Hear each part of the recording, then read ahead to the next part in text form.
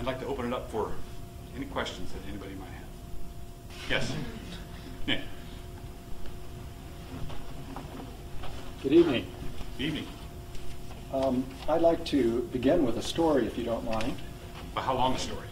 It's very short. Okay. You've heard it before. Okay.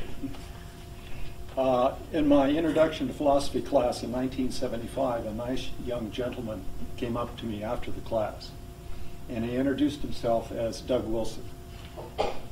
And he had one question for me, and the question was, Professor Gier, is it okay if I defend the faith in this class? And without thinking much about it, I said, of course, go ahead. Now, as I've told this story before, if I'd said no, Doug would have done it anyway. So, but I'd like to begin with this long history that I've had with Doug Wilson. I used to have a lot of respect for him. We were not close friends, but we were certainly cordial when we met.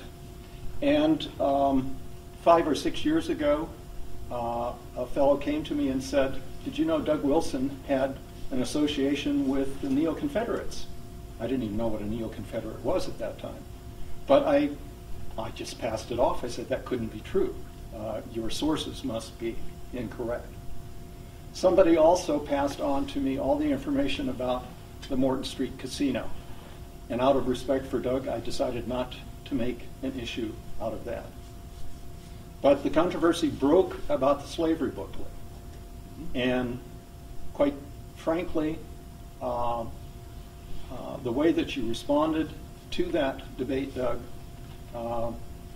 forced me to lose all respect for you. Because why are you here then? Why am I here? Because this is the first time I missed your community meeting in December of 2003. I was out of town. I've missed several occasions to get up and ask you questions face to face. Okay. Well, why ask a question Doug, to someone? Do I have the floor to ask my question? Well, I just want to know why you want to ask a question to someone for whom you have no respect. Well, I've got a question that will maybe settle that. Okay. If I can go ahead and ask that question. Yes, we'll see. Okay? Because my basic problem here, and it's been my basic problem for 3.5 years, is intellectual integrity and intellectual honesty. Mm-hmm. It has nothing to do with conservative Christians. Right. I deal with those respectfully and professionally at my theological conferences every year. The basic issue here is one of intellectual integrity, intellectual honesty. Okay. Now, I have some information here about a principle that is preached in Steve Wilkins' church in Monroe, Louisiana. It has to do with Rahab's lie in the Old Testament. Rahab? Rahab. Oh, okay. Rahab. Okay, all right. There is different ways of pronouncing it. That's how it would be pronounced in Germany, for example.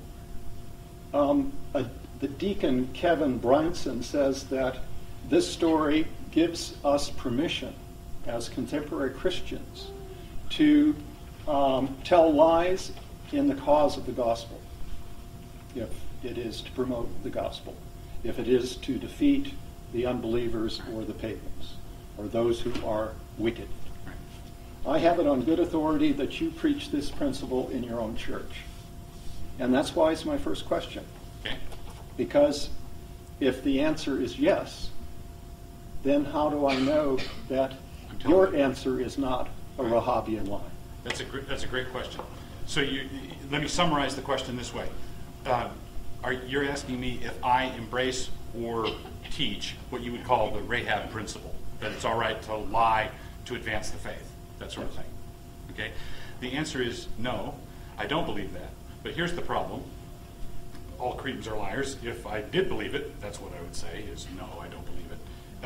So we're kind of stuck. But let me tell you why I don't believe it, and the conditions under which I believe it would have been affirmed in Steve's church, and the conditions under which I have taught something that someone could construe as that principle. All right? It's good that you said Rahab is the pronunciation it would have in Germany. The kind of situation where it's all right to lie as I believe Rahab did, is the situation where you've got Jews hiding in your basement and the Gestapo is after them. And if they come to your door and they say, do you have any Jews here? And I had Jews in my basement, I would say, in the name of the Father, Son, and Holy Ghost, in my mind, no Jews here. I would lie through my teeth and consider it a noble offering to God.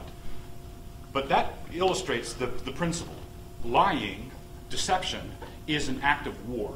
It is not, the ninth commandment prohibits deception, perjury in courts. Colossians says, do not lie to one another, since you put off the old nature with its evil practices. Revelation says the lake of fire is reserved for liars. God hates a lying tongue. God hates liars. And in a community discourse like this, where we're living in my town, we're living in one town together, I believe that if you stand up and ask me a question that from a non-conservative Christian perspective, and that question sort of pins me to the wall, just because it's coming from someone who doesn't profess my version of the faith, I emphatically deny that I have the right to lie to you in this sort of situation. I deny that I have that right at all. If you were a stormtrooper and I'm hiding Jews, I do have that right. I do believe that deception is part of war. A tank gunner who camouflages his tank to look like a bush when in fact it is not a bush is not guilty of deception in the immoral sense. So, in terms of civil discourse within the church, within civil community, within situations like this, I emphatically deny that Christians have the right to misrepresent the truth in any way. We serve the one who said, I am the way, the truth, and the life, and we must serve him by speaking the truth plainly and as accurately as we can. In the context of what I have read here from Steve's church, this seems to be applied as a general principle to the external world. I don't believe it is. I've known Steve for a long time. I've been to that church many times. I was just there earlier this month, actually, at a pastor's conference. I know the folks down there. A number of the kids from that church come up here to go to New St. Andrews. I do not believe that is a general principle that is taught or promulgated for dealing with others. I deny it. I repudiate it. I don't practice it myself. I do think that there are situations where I can lie to the Nazis about the Jews. I do think that that's a legitimate Christian service, like the Ten Boom family rendered in hiding Jews, where you're breaking the law. But it's an act, in a situation like that, deception is an act of war.